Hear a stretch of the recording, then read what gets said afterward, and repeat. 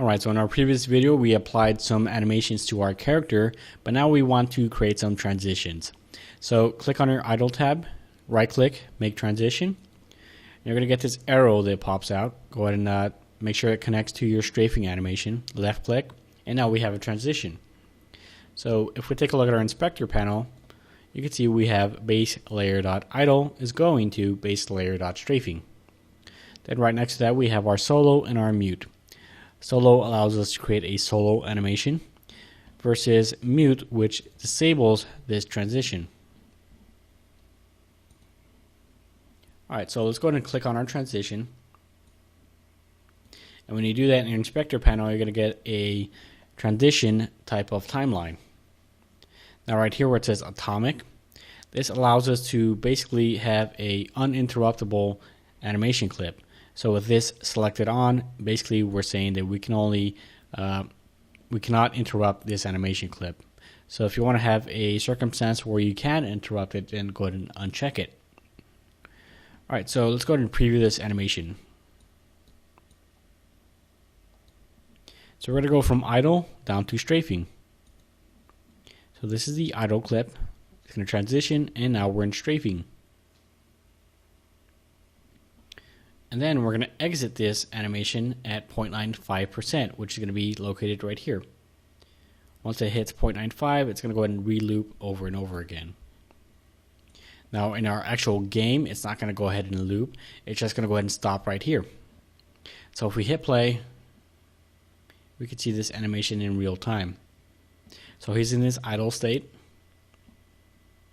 Now he's in the strafing state.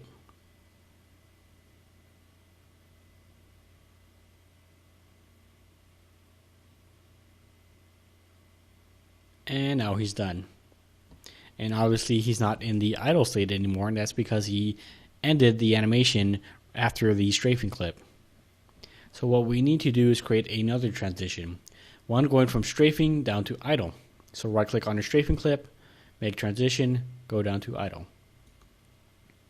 Now you want to go ahead and click on this transition and preview that one.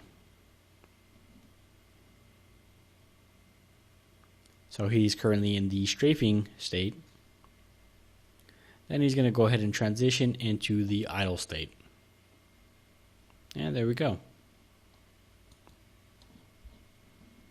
Now if you want to see what these different states look like as the game is playing, go ahead and just move this animator by holding down the tab itself and pulling it down here.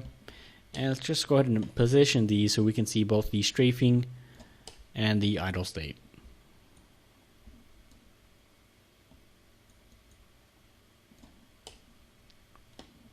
Go ahead and select your avatar, hit play, and now we have a progress bar. So he's going from idle, then he's going into strafing. Now this progress bar tells us how long the animation clip actually is, and once it's done, it's going to go back into the idle state. And if you take a look closely, you can see that it's actually going into the transition as well.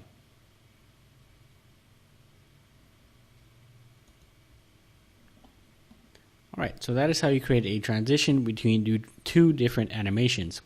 In our next video, we'll be going over how to use parameters and how to script input for our animations.